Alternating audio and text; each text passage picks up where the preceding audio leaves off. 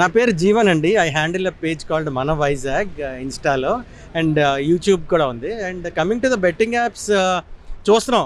Present YouTube చూసినా, Insta చూసినా అది బాగా ట్రెండింగ్ అవుతుంది. లైక్ బెట్టింగ్ యాప్స్ ప్రమోట్ చేసే వాళ్ళని పోలీసులు ఉక్కు పదం మోపుతున్నారని. But it's very wrong. అలాగే బెట్టింగ్ చేయడం కూడా రాంగ్, బెట్టింగ్ యాప్స్ రాంగ్, దాన్ని ప్రమోట్ చేయడం కూడా wrong.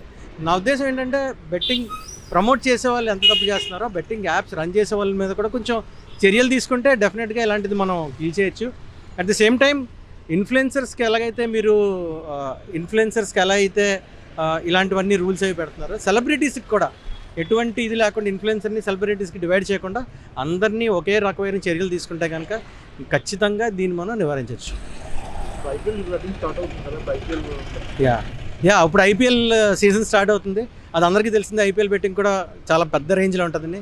So request the Vizag ఎట్స్, అసలు బెట్టింగ్స్లోకి దయచేసి వెళ్ళకండి. చాలా జీవితాలు నాశనం అయిపోతాయి. అంటే ఒక మనిషి కాదు, ఒక కుటుంబం నాశనం అయిపోతే, ఒక మనిషి నాశనం అయితే బెట్టింగ్ యాప్స్ వల్ల. So say no to betting, so no to betting apps.